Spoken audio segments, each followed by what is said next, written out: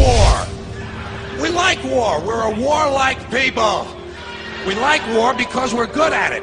And you know why we're good at it? Because we get a lot of practice. This country's only 200 years old, and already we've had 10 major wars. We average a major war every 20 years in this country, so we're good at it.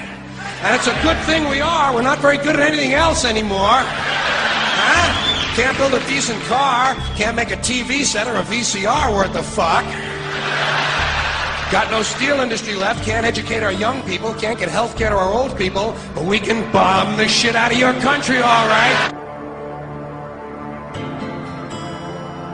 Especially if your country is full of brown people. That's our new job in the world, bombing brown people. Iraq, Panama, Grenada, Libya, you got some brown people in your country, tell them to watch the fuck out, or we'll goddamn bomb them. Well, when's the last white people you can remember that we bombed? Can you remember the last white? Can you remember any white people we've ever bombed? The Germans, those are the only ones, and that's only because they were trying to cut in on our action. They wanted to dominate the world. Bullshit, that's our fucking job.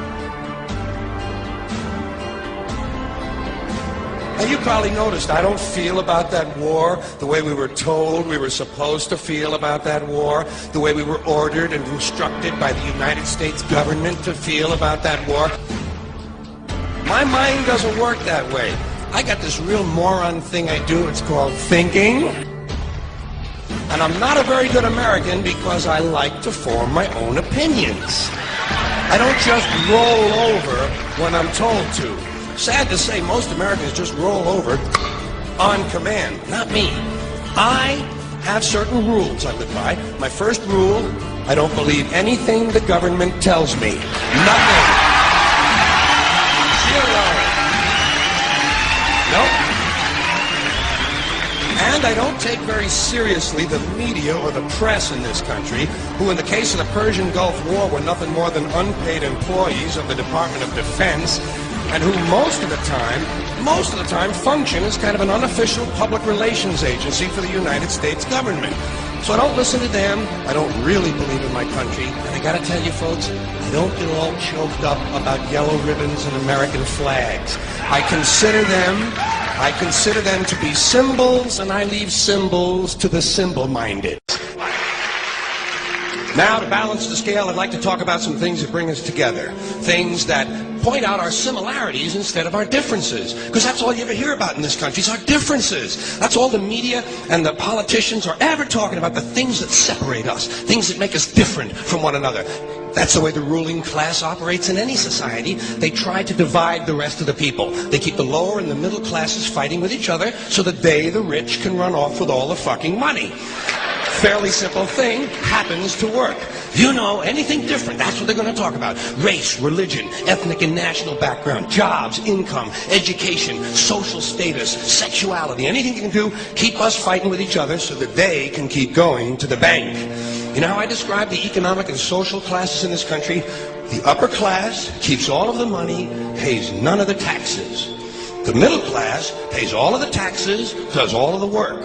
The poor are there just to scare the shit out of the middle class. Keep them showing up at those jobs. Politicians know that word, they use it on you. Politicians have traditionally hidden behind three things: the flag, the Bible, and children. No child left behind. No child left behind. Oh, really? Well, it wasn't long ago you were talking about giving kids a head start. Head start, left behind? Someone's losing fucking ground here. But there's a reason. There's a reason. There's a reason for this. There's a reason education sucks, and it's the same reason that it will never, ever, ever be fixed. It's never going to get any better. Don't look for it. Be happy with what you got. Because the owners of this country don't want that. I'm talking about the real owners now. The big, the wealthy, the real owners, the big wealthy business interests that control things and make all the important decisions. Forget the politicians. They're irrelevant. The politicians are put there to give you the idea that you have freedom of choice. You don't. You have no choice. You have owners. They own you. They own everything. They own all the important land. They own and control the corporations. They've long since bought and paid for the Senate, the Congress, the state houses, the city halls. They got the judges in their back pockets, and they own all the big all the big media companies. So they control just about all of the news and information you get to hear. They got you by the balls. They spend billions of dollars every year lobbying to get what they want. Well, we know what they want. They want more for themselves and less for everybody else. But I'll tell you what they don't want. They don't want a population of citizens capable of critical thinking. They don't want well-informed, well-educated people capable of critical thinking. They're not interested in that. That doesn't help them. That's against their interest. That's right. You know something? They don't want people who are smart enough to sit around the kitchen table and figure out how badly they're getting fucked by a system that threw them overboard 30 fucking years ago. They don't want that. You know what they want? They want obedient workers. Obedient workers. People who are just smart enough to run the machines and do the paperwork, and just dumb enough to passively accept all these increasingly shittier jobs with the lower pay, the longer hours, the reduced benefits, the end of overtime, and the vanishing pension that disappears the minute you go to collect it. And now they're coming for your Social Security money. They want your fucking retirement money. They want it back so they can give it to their criminal friends on Wall Street. And you know something? They'll get it. They'll get it all from you sooner or later, because they own this fucking place. It's a big club, and you ain't in it. You and I are not in the big club. The greatest form of control is where you think you're free when you're being fundamentally manipulated and dictated to. One form of dictatorship is being in a prison cell and you can see the bars and touch it. The other one is sitting in a prison cell but you can't see the bar, you think you're free. What the human race is suffering from is mass hypnosis. We are being hypnotized by people like this. Newsreaders, politicians, teachers, lecturers. We are in a country and in a world that is being run by unbelievably sick people. The chasm between what we're told is going on and what is really going on is absolutely enormous. The greatest hypnotist on planet Earth is a oblong box in the corner of the room. It is constantly telling us what to believe is real.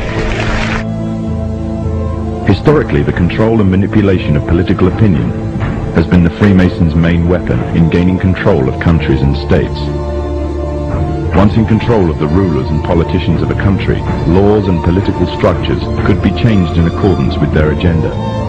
However, since restricting the body does not necessarily mean restricting the mind, the Freemason recognizes that their plan for a global government hinges completely on subduing the masses to their agenda, and thus eliminating opposition to their cause.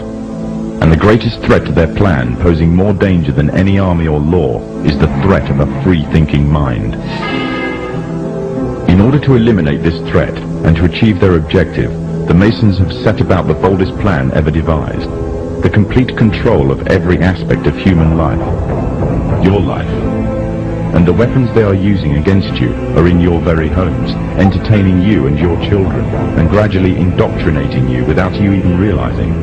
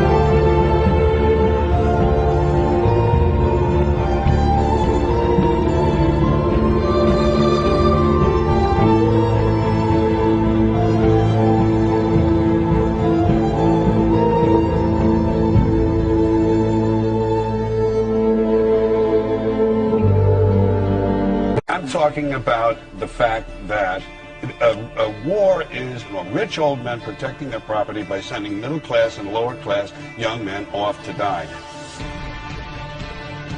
Forget these foolish elections. The owners of this country don't care about the poor in general. Owners of this country? What are we going? Is this Karl Marx talking to me? The owners of this country are the voters of this country. You're wrong about that, my friend. Aren't the owners of this country the voters in this country who elected George Carlin? Not. Listen, for politics, these elections are a charade. It is a charade. Oh, okay. It is. They are meant to. I'll tell you. Listen, just listen for a minute. Learn a little something. The elections and politicians are in place in order to give Americans the illusion that they have freedom of choice. You don't really have choice in this country.